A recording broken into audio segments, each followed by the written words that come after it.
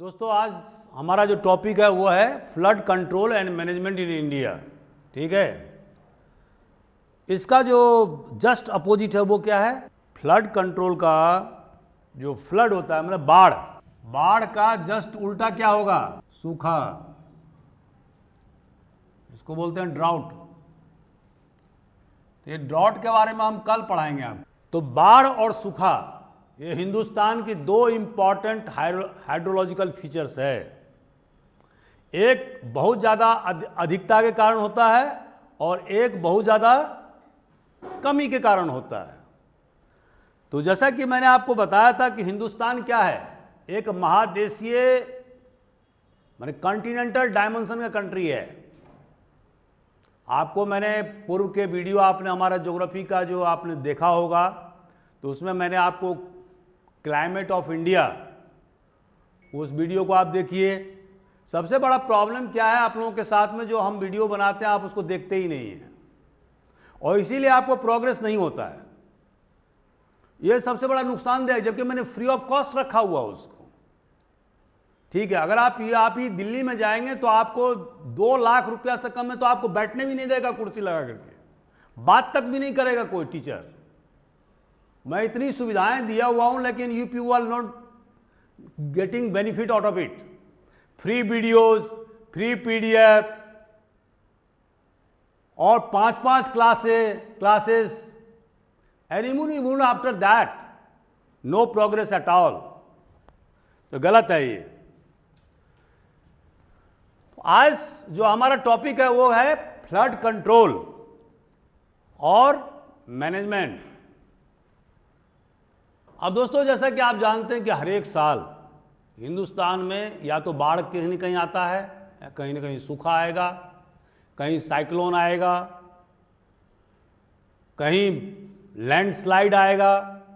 Geography class में आपको अभिषेक ने पढ़ाया होगा, ग्लेशियर कभी फूटता है, कभी क्लाउड बस्ट होता है। अभी आपने देखा होगा उत्तरांचल में, उत्तराखंड स्टेट में कि किस तरह से प्राकृतिक आपदा आया था और हिमस्खलन हुआ था। ये बहुत सारे जो फैक्टर हैं वो हिंदुस्तान में अमूमन आते रहते हैं। तो इसके बारे में जानकारी होना बहुत ज़रूरी है। और एग्जामिनेशन में भी, यूपीएससी में, एमपीपीएससी और अदर स्टेट सिविल सर्विसेज में विभिन्न प्रकार के जो डिजास्टर हैं, जो आपदा, ये भी एक आपदा ही है। तो इसके बारे में क्वेश्चंस आते रहते हैं। मैंने आपको डिजास्टर मैनेजमेंट एक्ट 2005 के बारे में बताया था। अभी अगर मैं पूछूंगा आप लोगों में से एक को भी नहीं होगा। मैं जानता हूं इस चीज़ को, आई नो, क्योंकि फ्री का कोई मतलब नहीं होता है, फ्री का कोई वैल्यू नहीं होता है। जब आप, मुझे याद है कि जब मुझे पढ़ने जाना होता तो मुझे 8 किलोमीटर में साइकिल चला करके जब जाता था तो मुझे पता लगता था कि टीचर से पढ़ने में कितना मेहनत लगता है। ठीक है, तो इसीलिए मैंने फ्री बंद कर दिया है। तो फ्री का लोग वैल्यू नहीं समझते हैं, उसका अर्थ ही नहीं समझते हो।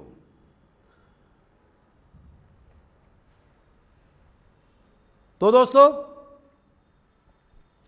अब सबसे पहले जो फ्लड है, फ्लड क्या होता है? आप में से कोई भी आप बताएं कि फ्लड क्या होता है? फ्लड मतलब बाढ़। बाढ़ मतलब क्या होता है?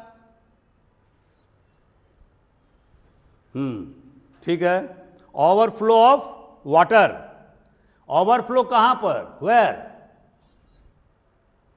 फ्लड वो होता है कि जो आप देखें कि नदियां जो है ना, इसके 2 कछाड़ होते हैं। एक कछाड़ ये और नदियां, इसका फ्लो ये है, ये आ रहा है। अगर मान लीजिए पानी का फ्लो जो है ये बहुत ज़्यादा बढ़ जाता है तो क्या होगा?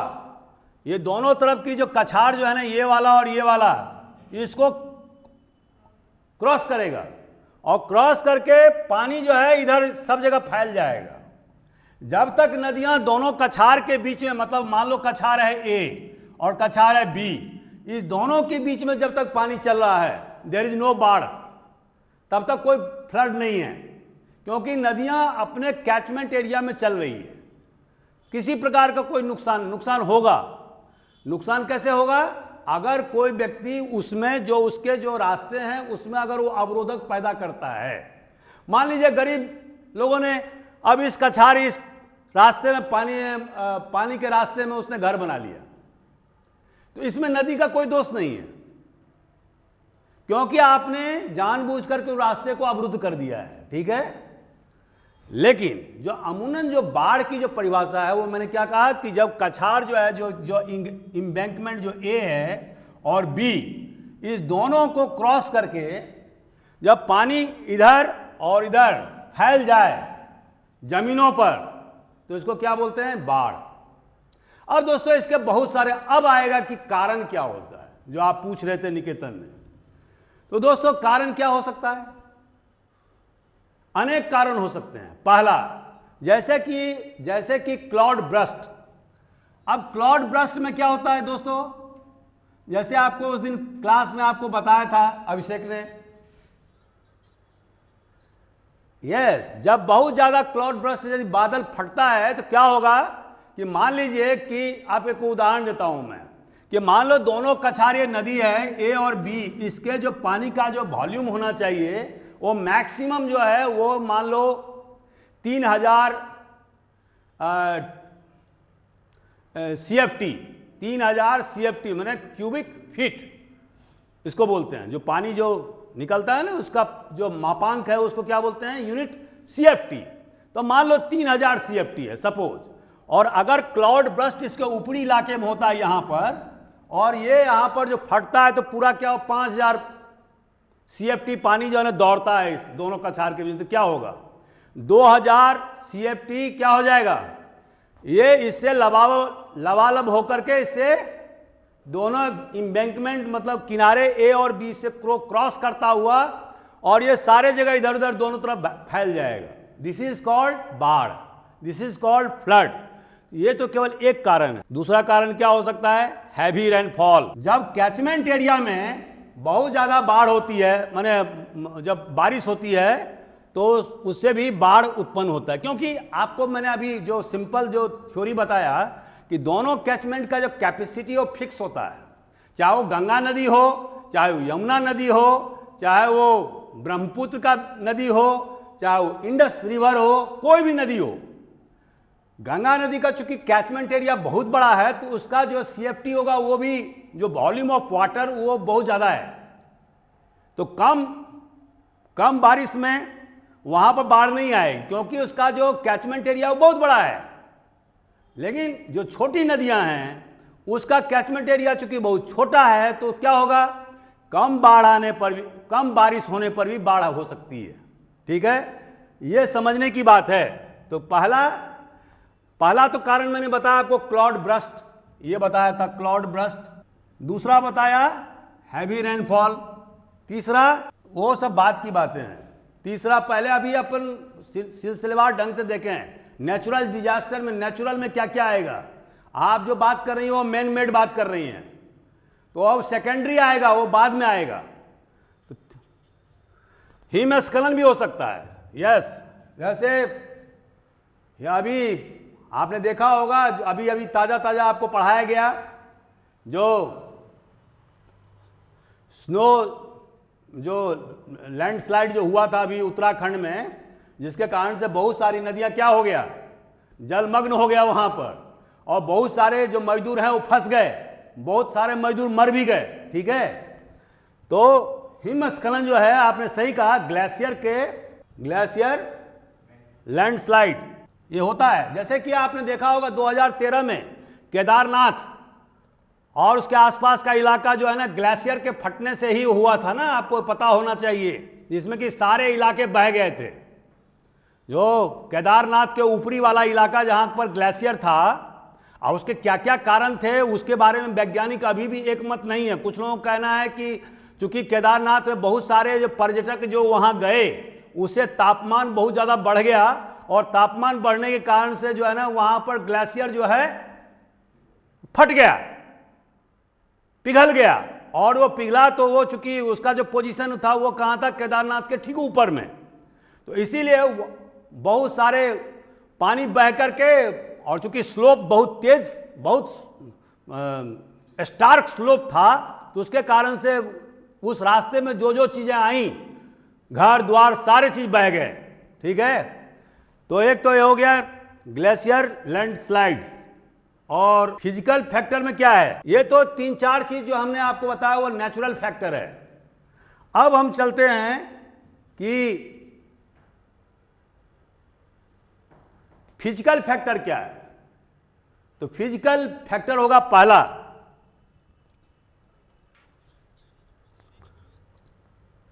एक सेकंड रुको, इनएडिक्वेट ड्रेनेज सिस्टम।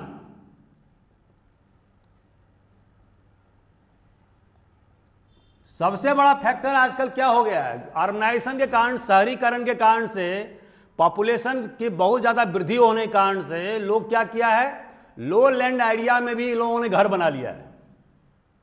ठीक है, लो लाइंग एरियाज में जहां पर कि कभी लोग वहां जाता भी नहीं था, वहां पर लोगों ने अब घर बना लिया है। क्या होता है कि आप जब जो हर एक नदी जो है उसका एक अपना ड्रेनेज सिस्टम होता है, हर नदी का एक ड्रेनेज सिस्टम होता है, उसमें अगर आप छेड़छाड़ करोगे तो फिर क्या होगा, बाढ़ आएगी। क्यों कि आप उसको बहने नहीं दे रहे हो, उसका जो एरिया है। अब मान लो एक उदाहरण आपको देता हूं, गंगा के, पटना के उत्तर में गंगा है, गंगा नदी जो है वो ठीक जो है ना दक्षिण में, माने दक्षिण साइड में सीधे पटना शहर है और उन्होंने एम्बैंकमेंट खड़ा किया हुआ है। ठीक है, अब दक्षिण तरफ तो गंगा जा नहीं सकती है क्योंकि शहर बसा हुआ है।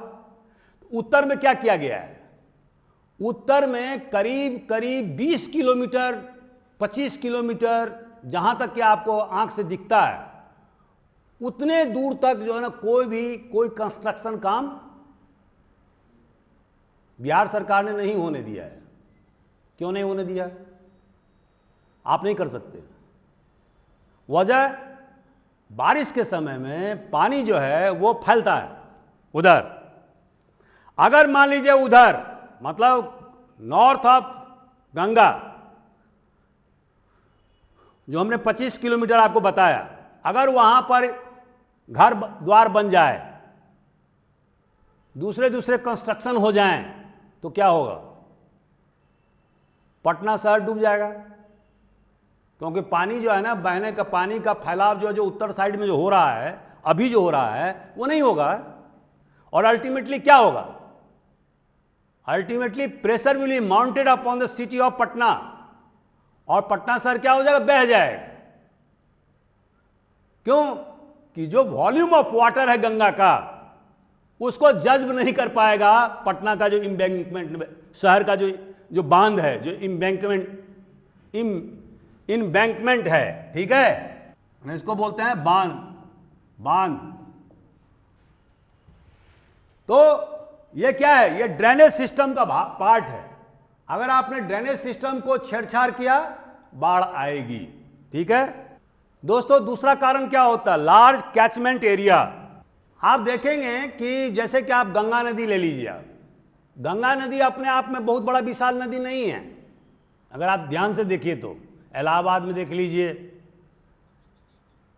यस, अगर आप गंगा नदी को ध्यान से देखिए तो उसमें क्या होगा, उत्तर बिहार और यूपी के उत्तरी हिस्सा, और इधर आप देखेंगे दक्षिण साइड से यमुना नदी मिलती है और सोन नदी मिलती है पटना के पास में, आरा के पास में, जो इधर से जाती है अपना अमरकंटक से। ये बहुत बड़ी नदी बन करके जाती है वहां। उसके बाद में पटना के पास में क्या होता है कि आप बूढ़ी गंडक नदी मिलती है, गंडक नदी मिलती है। उसके ठीक 50 किलोमीटर 100 किलोमीटर पूरब आपको कोसी नदी मिलती है, कमला नदी मिलती है, सैकड़ों नदी मिलती है गंगा में। तो अगर आप गंगा को इलाहाबाद में देखेंगे या इसके पहले, और अगर गंगा को पटना में देखेंगे, तो आप क्या पाते हैं कि गंगा कम से कम 10 गुना बड़ा है पटना में। जो गंगा इलाहाबाद में जितनी बड़ी है उससे 10 गुना बड़ा, जिसका वॉल्यूम ऑफ वाटर के, in terms of volume of water बोल रहा हूं, हमारे विचार से, मैंने दोनों जगह देखा है, 10 गुना बड़ा है। जो गंगा आप बनारस में देखते हैं, अगर पटना में देखेंगे आपको 10-15 गुना बड़ा दिखेगा आपको। क्यों ऐसा है? Because of the catchment area. ठीक है, तो कैचमेंट एरिया के कारण भी जो है ना बाढ़ अक्सर। और कैचमेंट एरिया क्यों है? क्योंकि there are so many subsidiary rivers which are meeting at Ganga at different points. ठीक है, उसी तरह से आप क्या देखते हैं ब्रह्मपुत्र में। ब्रह्मपुत्र में अक्सर बाढ़ क्यों आता है? बिकॉज 34 सहायक नदियां हैं जो ब्रह्मपुत्र नदी में मिलती हैं। ठीक है, तो इसके कारण से बाढ़ अक्सर आपको ब्रह्मपुत्र में होता है। समझ रहे हैं आप? अब ये तो दो फैक्टर मैंने आपको क्या क्या, नेचुरल फैक्टर और फिजिकल फैक्टर बताया, और तीसरा फैक्टर क्या बताया? तीसरा human factor. What are the causes of the flood? तो फ्लड में तीसरा फैक्टर क्या आएगा? Human factor. अब दोस्तों ह्यूमन फैक्टर में क्या क्या है? पहला जो मैं आपको पढ़ा चुका हूं, डिफॉरेस्टेशन। दूसरा siltation, bursting of dams. Bursting मतलब बांध का फूट जाना, बांध टूट जाते हैं कि नहीं। और इसके अलावा एक्सिलरेटेड, जिसके बारे में अभी हम बता चुके हैं आपको, एक्सिलरेटेड अर्बनाइजेशन। इतना ही चीज आप याद रखिए। अब एक दोस्त ने, एक बच्चे ने पूछा कि सिल्टेशन मतलब क्या होता है? What is this siltation? अभी आपने देखा होगा कि बिहार के मुख्यमंत्री ने आरोप लगाया कि जिस दिन से फरक्का डैम हुआ, फरक्का डैम कहाँ है? आप लोगों में से बताइए कौन है, बता सकते फरक्का डैम किस नदी पर? आपने देखा होगा, आपको कंसेप्ट क्लियर नहीं है। ये जो है ना नदी जो है ना, ये गंगा नदी जा रही है। ठीक है, और यहां पर जो है ये गंगा नदी जा रही है किधर से? पश्चिम से पूरब की तरफ। ठीक है, अब ये जो है एक, इसका एक धारा किधर निकल रहा है? इधर। और एक धारा किधर जा रही है? इधर। ये जो जा रही है ये वेस्ट बंगाल में कलकत्ता होते हुए जा रही है। ठीक है, इसको बोलते हैं हुगली। और यहां पर जो है ये जो है ये इसको बोलते हैं पद्मा, जो बांग्लादेश होते हुए जाती है और बाद में वो भी बे ऑफ बंगाल में मिलती है, और अपना जो हुगली नदी का ये भी बे ऑफ बंगाल में मिलती है। ये जो पद्मा और जो हुगली, ये हुगली लिख देते हैं। यहां तक तो गंगा ही है। ये जो है this is called Farakka dam. यहां पर फरक्का डैम बनाया गया है। ठीक है, क्यों? ताकि बांग्लादेश को भी पानी मिले। अगर फरक्का डैम नहीं बनता तो क्या हो, सारा पानी किधर चला जाता है? मैक्सिमम पानी ढलान के कारण इधर हुगली में। तो बांग्लादेश से समझौता होने के कारण से क्या हुआ? फरक्का डैम बनाया गया। लेकिन इसके नुकसान क्या हो गए? एक तो आप जानते ही हैं कि जो गंगा नदी का जो सतह है वो क्या है? पथरीली तो है नहीं। जैसे अपने दक्षिण भारत की नदी जो है वो क्या है? पथरीली है। उसका बेड क्या है? पथरीली है। तो उसका बहाव जो है दक्षिण भारत की नदियों का क्या है? बहुत तेज है। लेकिन गंगा नदी का जो बहाव है वो क्या है? धीरे धीरे बहती है, क्यों? स्लोप ज्यादा नहीं है, पश्चिम से पूरब की तरह बहती है। ठीक है, और फिर बाद में ये हुगली है, फिर साउथ की तरह घूम जाती है। ठीक है, तो फरक्का डैम हो जाने से क्या हुआ है? सिल्टेशन होने लगा है। Siltation, what is this siltation? जब रिवर बेड जो आप नदियां अपने साथ में मिट्टी भी ले जाती है। ठीक है, जब आपने देखा होगा ज्यों ज्यों पानी का रफ्तार धीरे धीरे होता जाता है तो मिट्टी जो है ना धीरे धीरे बेड पर जमा होता जाता है। जो पानी में जो मिट्टी जो घुला हुआ रहता है वो क्या होता है? जो फोर्स जो है पानी का ज्यों ज्यों स्लो होगा वो क्या होगा? मिट्टी बैठता जाता है बेड पर, and that is called siltation. Silt से होता है सिल्टेशन।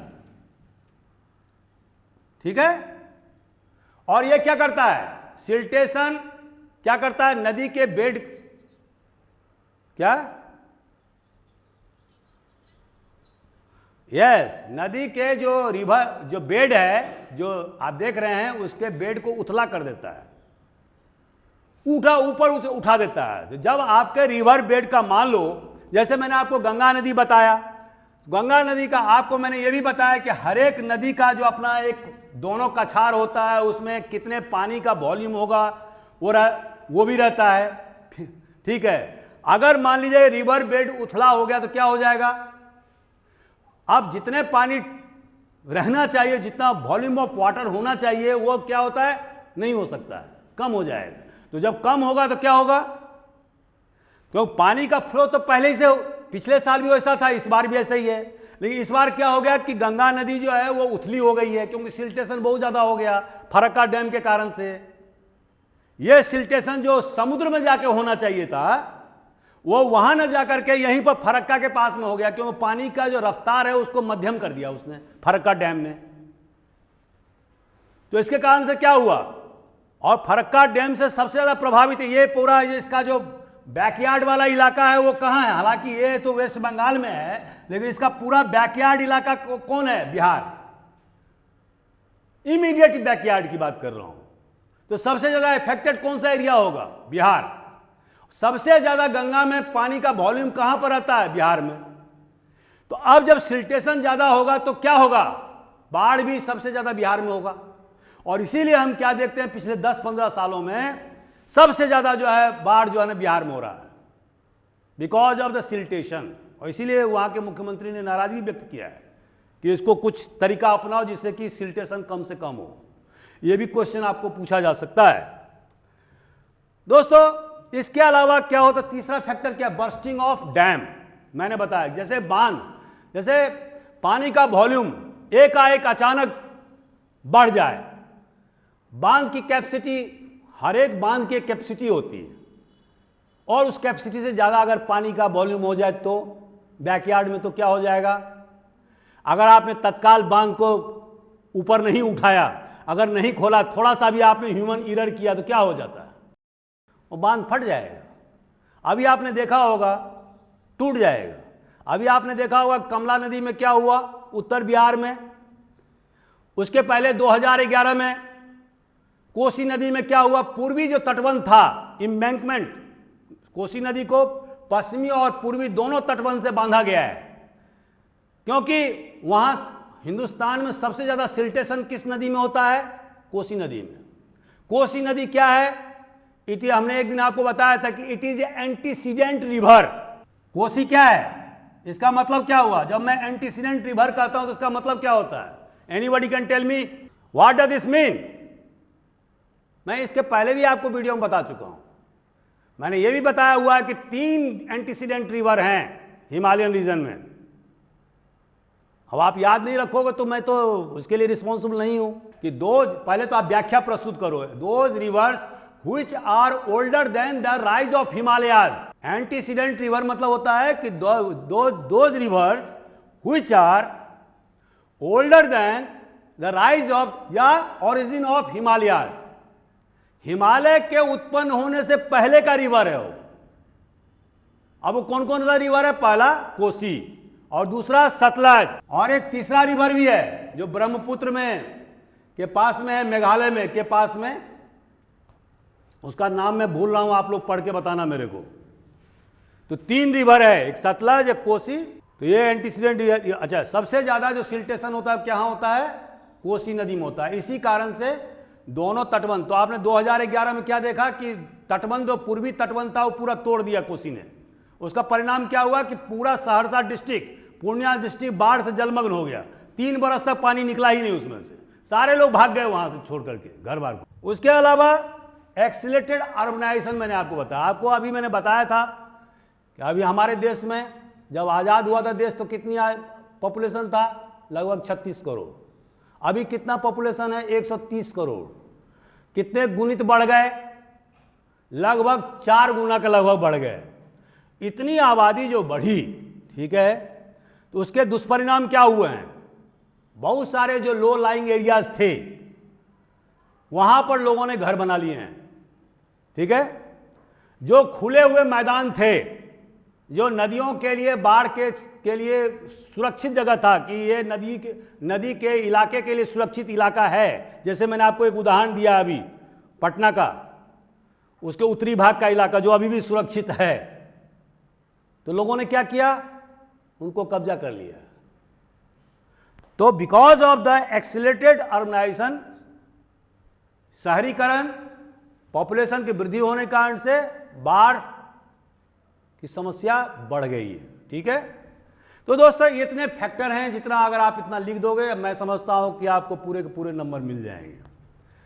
अब हम चलते हैं कि सबसे ज्यादा जो है वो बाढ़ से अफेक्टेड एरियाज हिंदुस्तान में कहां हैं। तो मोस्ट अफेक्टेड एरियाज, एक दिन मैंने आपको बताया था कि हिंदुस्तान का पूरा जो लैंड मास है वो कितना है, कोई भी बता सकता है क्या? सही है, 328 नहीं, 329 million hectare. Very good, thank you very much, कम से कम तुम तो पढ़ रही हो। नंबर इतना है इसका क्षेत्रफल। ठीक है, इसमें से आप देखेंगे कि 13.6%, 13.6% या 45 मिलियन, मिलियन के बदले में एम लिख देता हूं, HA मतलब हेक्टेयर, 45 मिलियन हेक्टेयर जो है that is these lands are affected by flood, annual flood. ठीक है, ये इतना आपको डाटा याद रखना है। दोस्तों सबसे ज्यादा जो अफेक्टेड एरिया है वो यूपी का, इसमें भी सबसे ज्यादा जो अफेक्टेड है वो कौन सा एरिया है? यूपी। इतना तो लिख लिया होगा आपने। यूपी का ये अगर अपन पाई चार्ट बनाते हैं तो यूपी का होगा 21.6% यूपी। ठीक है, उसके बाद में 12.7% बिहार का। ठीक है, और 9.4% आसाम और 7.9% बंगाल, माने वेस्ट बंगाल। इतना याद रखने की चीज है, और बाकी जो है ये पूरा इलाका रेस्ट ऑफ इंडिया। ठीक है, तो इसका मतलब क्या हुआ, जो हमारा जो 3 स्टेट है, खास करके यूपी, बिहार और आसाम और बंगाल, ये जो है वो मैक्सिमम जो है एरिया जो है वो क्या है, फ्लड प्रोन एरिया है। ठीक है, इतना आपको याद रखने की जरूरत है। ठीक है, अगर आप रिवर सिस्टम हिंदुस्तान में देखेंगे तो आप क्या पाते हैं, उस दिन मैंने आपको बताया था कि हिंदुस्तान में जो रिवर सिस्टम है उसको अगर आप डिवाइड करेंगे तो उसके अनेक तरीके हैं डिवाइड करने के। एक तो तरीका ये है कि बे ऑफ बंगाल में कौन कौन से नदियां गिरती हैं। ठीक है, तो बे ऑफ बंगाल में मतलब बंगाल की खाड़ी में, तो उसमें तो गंगा नदी भी आ जाएगी, उसके बाद में अपना ब्रह्मपुत्र की नदियां आएगी, उसके बाद महानदी आएगी, उसके बाद दक्षिण की नदी है कृष्णा, गोदावरी, कावेरी, ये नदी सब बे ऑफ बंगाल में गिरती है। एक दूसरा तरीका ये हो सकता है कि अरबियन सी में कौन कौन नदी गिरती है, तो अपने हिंदुस्तान में अगर आप देखेंगे जैसे साबरमती है, लूनी रिवर है जो कच्छ में गिरती है, या अभी आप देखेंगे कि नर्मदा नदी है और ताप्ती रिवर है, उसके अलावा इंडस रिवर में जो ये मिलती है अपना सतलज,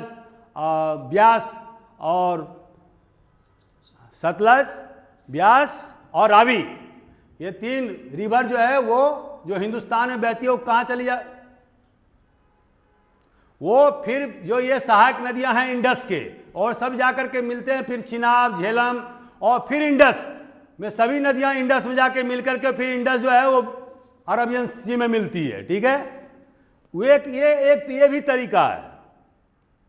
दूसरा तरीका क्या है डिवीजन का, कि नॉर्दर्न इंडियन प्लेन, जो हिमालय, जो जो जो जो स्नो फेड रिवर्स जो मैंने आपको बताया था उस दिन, देखिए एक हर टॉपिक एक दूसरे से रिलेटेड है।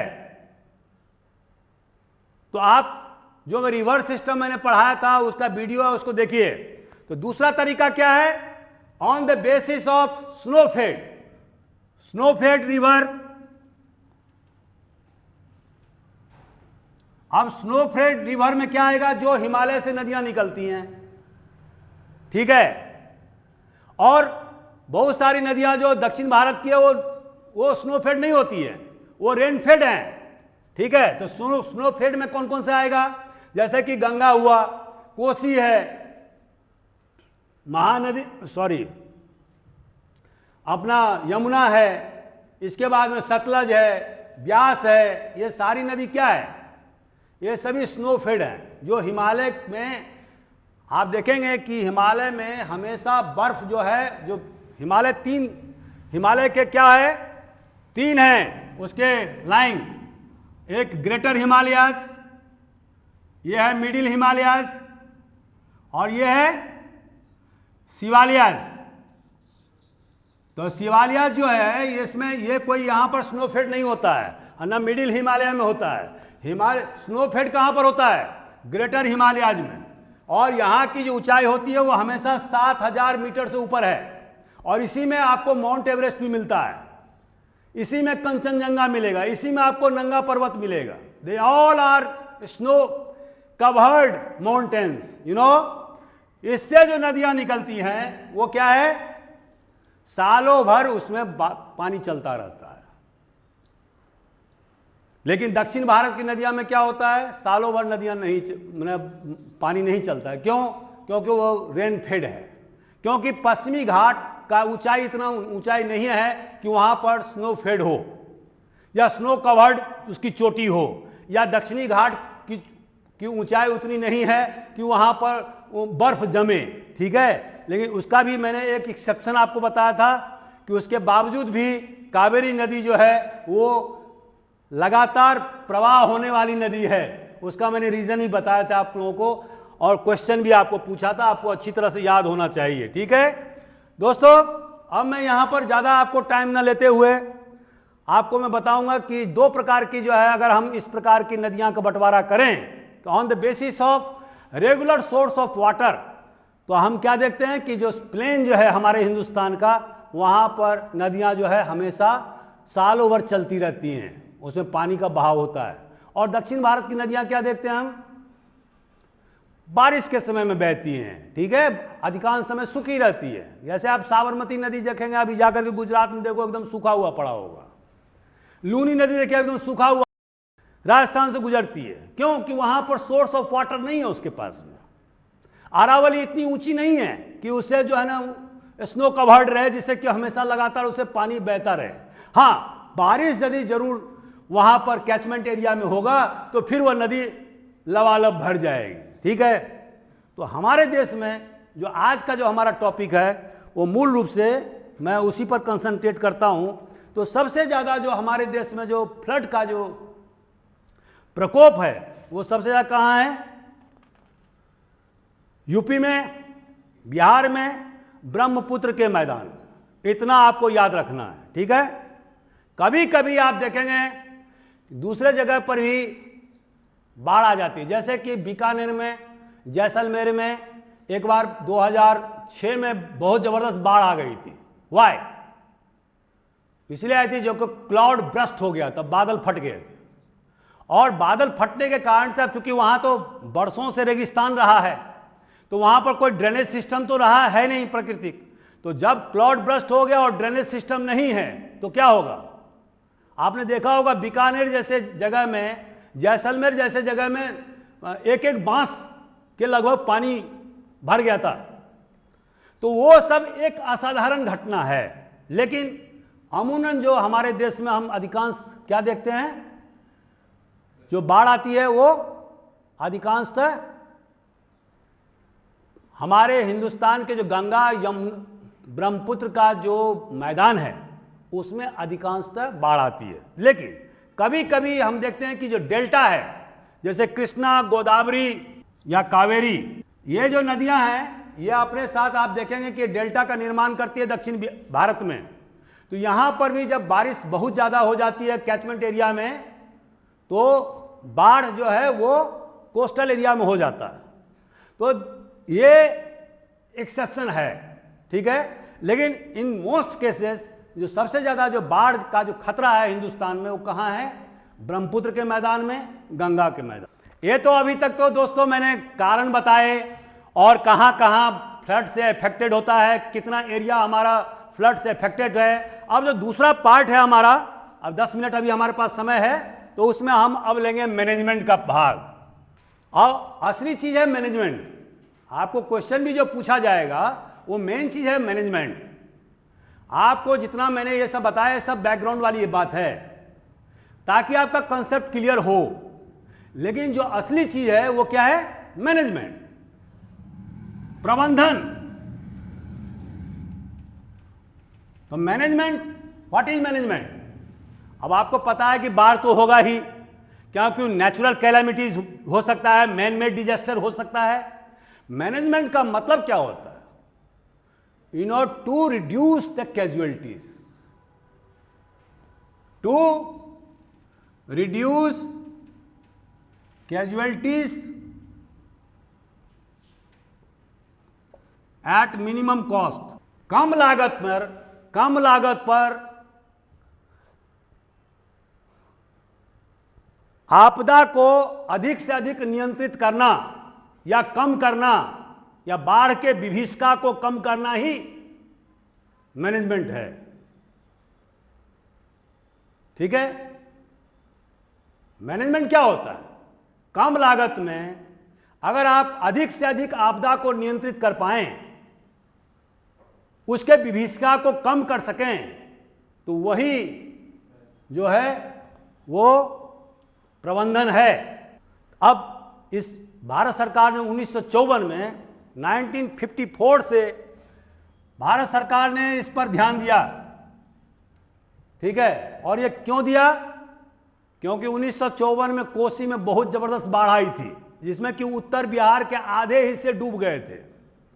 उस समय की कांग्रेस सरकार ने माने नेपाल और बिहार दोनों को, उत्तर बिहार को पूरी तरह से छत बिछत कर दिया था कोसी नदी ने। ठीक है? तो उसी कारण से सरकार ने फिर 1954 में एक बाढ़ पॉलिसी और बाढ़ आयोग की स्थापना किया, बाढ़ आयोग। ठीक है? और दोस्तों, मैनेजमेंट के महत्वपूर्ण अवयव क्या हैं? What are the elements of the management? प्रबंधन के, बाढ़ के प्रबंधन के महत्वपूर्ण अवयव क्या क्या हैं? पहला, फोरकास्टिंग। ये सब लिखते जाइए आप। फोरकास्टिंग मतलब क्या होता है? पूर्व अनुमान। आपने देखा होगा कि भारत की सरकार ने विभिन्न नदियों के लिए कि जल स्तर कम बढ़ रहा है कि ज़्यादा बढ़ेगा, उसको मापने का उन्होंने जगह जगह जो है ना मापांक लगाया हुआ है। ठीक है? और इससे लोगों को आगाह भी वो करते हैं रेडियो के माध्यम से। पहले तो रेडियो के माध्यम से होता था, अब टेलीविजन के माध्यम से होता है। ठीक है? विभिन्न संचार माध्यमों से, लाउड स्पीकर के माध्यम से भी हो सकता है। तो फोरकास्टिंग में क्या क्या किया जाता है? पहला, observation and collection of data. Data किसका? Hydrological, data of hydrological and meteorological. अब इसका अर्थ समझ रहे हैं आप क्या है? इसका अर्थ यह होता है कि पानी का वॉल्यूम कितना होगा आने वाले 24 घंटे में। ठीक है? मेट्रोलॉजिकल माना आकाश की स्थिति क्या है, क्या ऊपर से बारिश होने वाली है, क्या जो जहाँ से सोर्स ऑफ वाटर है उस पर्टिकुलर नदी का, तो वहाँ पर अभी क्या सिचुएशन चल रहा है, क्या वहाँ पर और ज़्यादा वॉल्यूम ऑफ वाटर उस नदी में आने वाला है क्या। ये सारे चीज़ों का कलेक्शन ऑफ डाटा क्या होता है? ये सब ऑब्जर्वेशन किया जाता है। अपने जो मौसम वैज्ञानिक होते हैं वो, और इसके आधार पर फोरकास्टिंग करते हैं, पूर्वानुमान लगाते हैं कि क्या आगामी 48 घंटे में क्या स्थिति होने वाली है, और उसी के आधार पर लोगों को वार्निंग दिया जाता है कि आप इस इलाके को छोड़ के चले जाएं, ऊंचे स्थानों पर चले जाएं, ताकि जान माल का नुकसान नहीं हो सके, मवेशी को उठा के ले जाएं, सुरक्षित जगहों पर पहुंच जाएं। और इसीलिए आपने देखा होगा भारत सरकार ने कम से कम जो है, जैसे कि गंगा और उसके ट्रिब्यूटरी के लिए 71 फोरकास्टिंग स्टेशन बनाया हुआ है। उसी तरह से ब्रह्मपुत्र के लिए 27, विभिन्न प्रकार की नदियों के जो जिसका जितना बड़ा पैमाना है उसके हिसाब से कुल मिलाकर के 134 फोरकास्टिंग स्टेशन सरकार ने बनाया हुआ, 134, ठीक है। और ये फोरकास्टिंग स्टेशन क्यों है? बिकॉज आपको समय रहते हुए सावधान करना, सूचित करना, ताकि आप सजग हो जाएं, अपना जो बहुमूल्य सामान है उसको लेकर के वहां से चले जाएं, ऊंचे जगहों पर चले जाएं, आप घिरे नहीं। इसके अलावा कंट्रोल रूम, आपने देखा होगा कि सरकार जब बाढ़ क्षेत्र होता है तो क्या होता है? कंट्रोल रूम की स्थापना। दूसरा नंबर क्या होगा? Establishment of control room. आपने देखा होगा कि जहां जहां बाढ़ से प्रभावित एरिया होता है वहां पर सरकार क्या करती है? कंट्रोल रूम स्थापित करती है। वहां पर सेना के जवान रखे जाते हैं ताकि अगर कोई सूचना आती है तो तत्काल जो है रैपिड एक्शन फोर्स इमीडिएटली वहां पर रश किया जाता है और वहां पर फिर रेस्क्यू ऑपरेशन किया जाता है, ठीक है। तो फोरकास्टिंग जो है, तो फोरकास्टिंग क्या होता है? What is forecasting? यहां पर लटका दो। फोरकास्टिंग मतलब क्या होता है? आपको वार्निंग सिस्टम दिया जाता है। वार्निंग सिस्टम क्या होता है? लेकिन बाकी जो मैंने आपको बताया था उस दिन, आपदा प्रबंधन के 4 भाग मैंने बताए थे आपको। क्या क्या बताया था? मिटिगेशन बताया था कि नहीं बताया था? मिटिगेशन।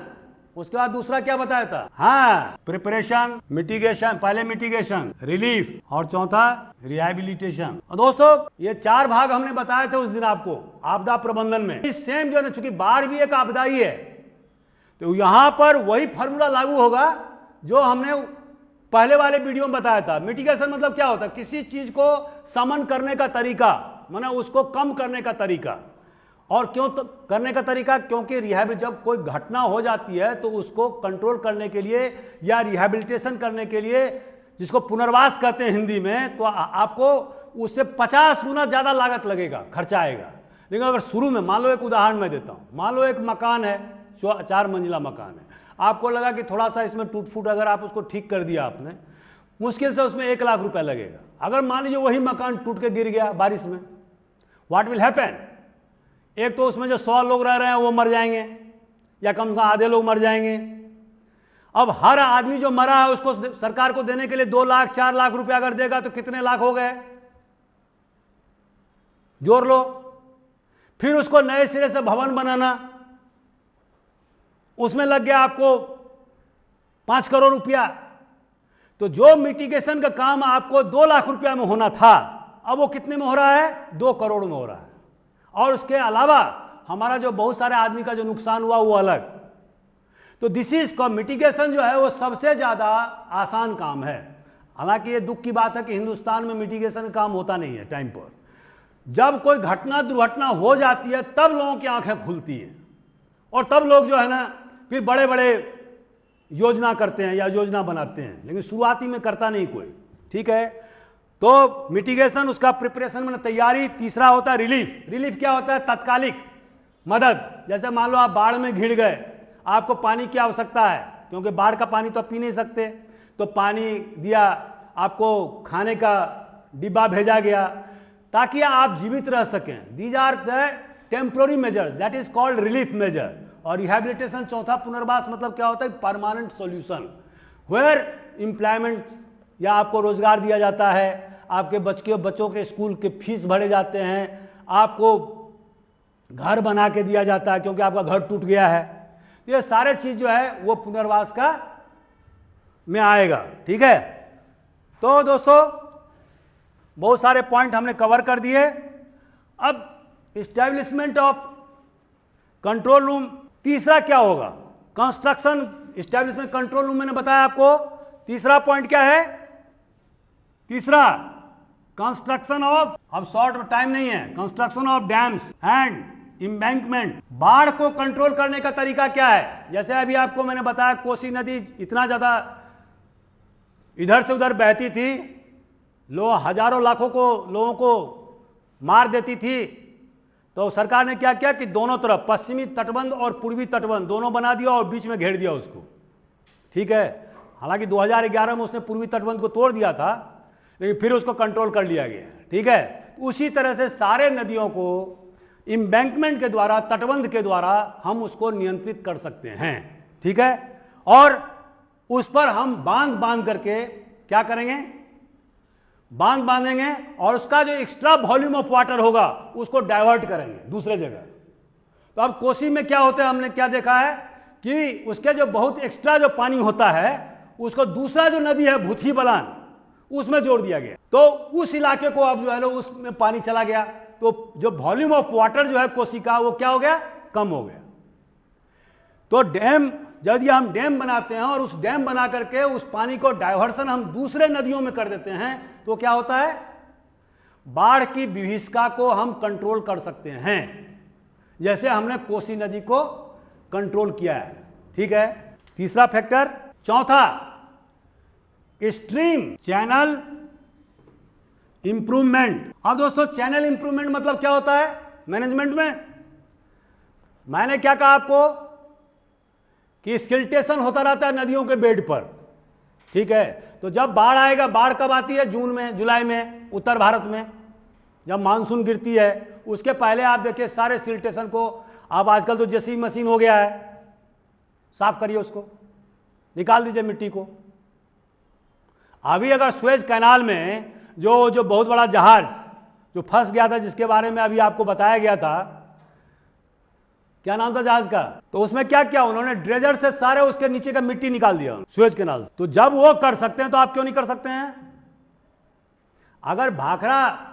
अगर फरक्का डैम के कारण से सिल्टेशन गंगा नदी में हो रही है, तो अभी तो गंगा नदी में पानी बहुत कम है, आप लगाइए मशीन, लगाइए, पूरा साफ करिए उसको। हाँ, ईवर गिवन, जहाज का नाम था ईवर गिवन, ये कहाँ के जहाज था। अब ऐसे इतने दिमाग सुस्त रहोगे तो कम्पीट करोगे हैं। ये था ताइवान का था जहाज। तो इसी तरह से मैंने क्या क्वेश्चन दिया यहां पर, क्या दिया, चैनल को इंप्रूवमेंट करना, माना जो नदियों का जो चैनल है, जो नदियां तो एक निश्चित चैनल में बहती है ना, तो उसके जो रिवर बेड है उसको साफ कर दीजिए, इंप्रूव कर दीजिए, सफाई करिए उसको समय समय पर। उससे क्या होगा, वॉल्यूम ऑफ वाटर ज़्यादा से ज़्यादा वहाँ रहेंगे। तो जब वॉल्यूम वाटर ज़्यादा होगा तो क्या होगा, बाढ़ की विभीषिका भी कम होगी। समझ रहे हैं आप। अगला पॉइंट क्या है, फॉरेस्टेशन। फॉरेस्टेशन मतलब फॉरेस्टेशन, जो नदियों के जो दोनों तटबंध हैं वहाँ पर आप पेड़ पौधे लगाइए 2 किलोमीटर तक, 2 किलोमीटर चौड़ाई में, लंबाई में नहीं, चौड़ाई में। और उस इलाके में आप कोई भी कंस्ट्रक्शन वर्क प्रोहिबिटेड कर दीजिए कि कोई भी क्यों, इसका प्रभाव क्या होगा, इसका प्रभाव ये होगा जो तटबंध जो है आपका और वहां पर पेड़ पौधे लगे हुए, तो क्या वो एक दूसरे को पकड़े रहेंगे मिट्टी को, तो फिर जो कटाव जो होता है, जो इरोजन जो होता है, जो तटबंध का जब पानी का वॉल्यूम बढ़ता है तो वो कटाव या इरोजन नहीं होगा, तटबंध में इरोजन नहीं होगा। तो ये फॉरेस्टेशन अगर आप तटबंध पर लगाएंगे, और उसकी चौड़ाई कम से कम 2 किलोमीटर होनी चाहिए मिनिमम, और उस एरिया में किसी प्रकार का कोई कंस्ट्रक्शन नहीं होना चाहिए, that should be no means land, तो क्या होगा, तटबंध सुरक्षित रहेगा। और जब तटबंध सुरक्षित रहेगा, there will be no erosion, तो बाढ़ को भी हम नियंत्रित। एक लास्ट का जो इंपॉर्टेंट पॉइंट है वो क्या है, फ्लड प्लेन जोनिंग। अब दोस्तों फ्लड प्लेन जोनिंग मतलब क्या होता है, व्हाट इज दिस। अगर आप किसी भी नदी के इतिहास को देखेंगे, 10 साल का इतिहास आप ले लेंगे कि नदी जो है इसमें पानी का बहाव किधर जाता था, कैसे इसका बहाव है, कौन कौन सा एरिया सबमर्ज करता है, ठीक है।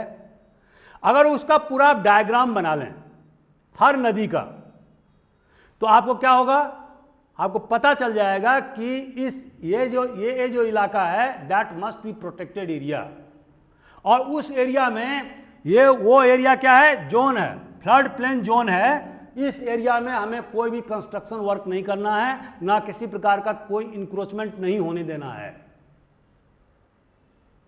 किसी का घर नहीं बनने देना है, भले किसी का प्राइवेट प्रॉपर्टी क्यों ना हो, जमीन क्यों ना हो, लेकिन that should not be expose. वो फुल्ली प्रोटेक्टेड होना चाहिए, बल्कि गवर्नमेंट तो उसको कब्जा भी कर ले तो बेहतर होगा। क्यों ऐसा मैं क्यों बोल रहा हूं? अगर 10 साल के आप किसी भी नदी का इतिहास देखेंगे तो आपको पूरी तरह से आपको पिक्चर समझ में आ जाएगा। और वहां पर अगर आप किसी प्रकार का अवरोधक नहीं डाले हैं, आप कंस्ट्रक्शन वर्क नहीं किए हैं, खेतीबाड़ी आपने नहीं किया, वहां पर खेतीबाड़ी करना भी मना है, ये भी मैं बता दूं।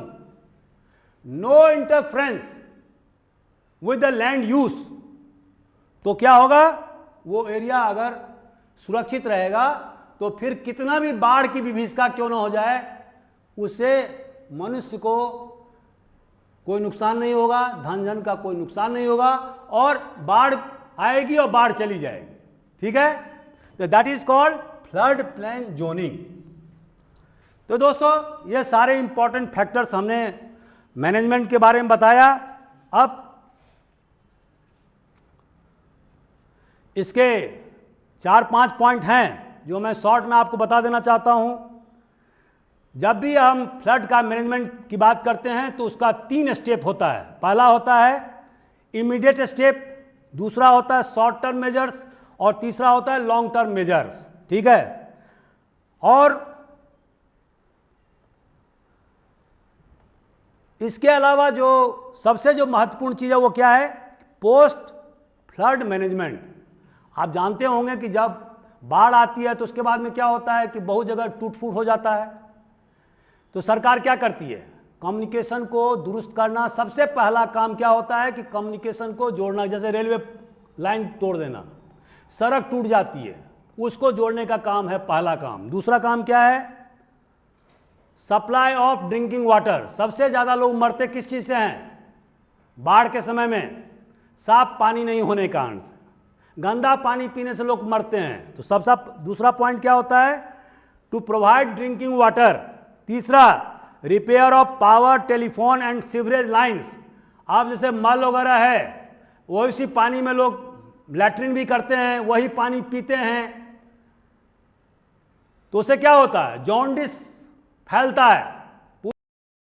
तो सबसे पहले हमें क्या काम करना होता है, रिपेयर ऑफ पावर, बिजली को रेस्टोर करना, टेलीफोन व्यवस्था करना, सीवरेज व्यवस्था करना, और उसके अलावा supply of food, shelter and clothing,